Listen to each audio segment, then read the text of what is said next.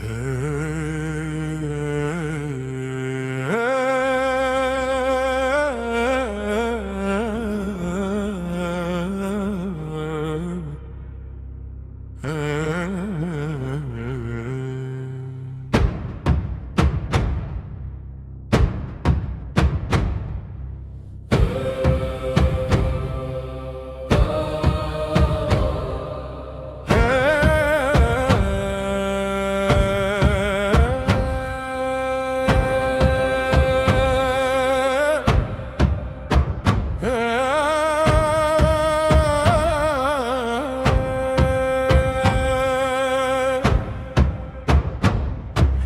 Heyderi Kerrar, Ali Mevla, Ali Mevla.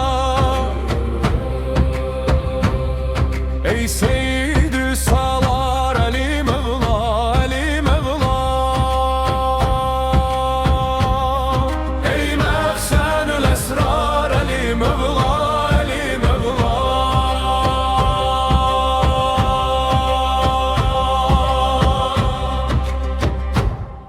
Ey ismi şerfi ucaların uca sultan, Zibale gebin şiri xudem şehi merdan.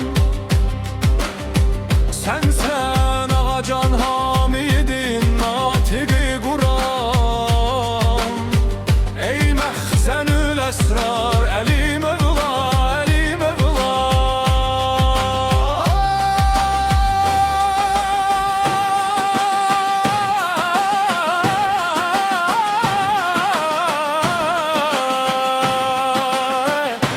Baştan başa ey vali, Necef sövgü sefalı. Ben derde giriftarem, adın derde devalı.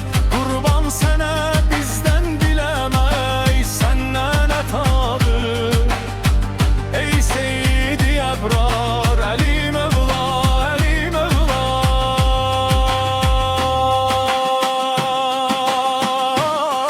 Mevlamız Ali'dir ki Resulüm sağ elidir.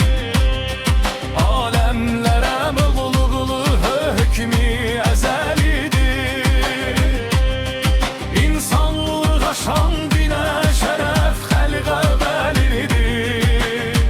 Ey katili küffar, Ali Mevla, Ali Mevla.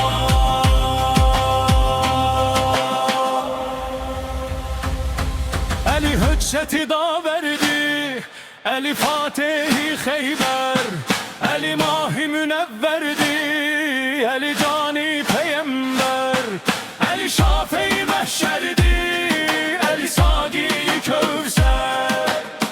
Ey aleme serdar, Ali Mevla.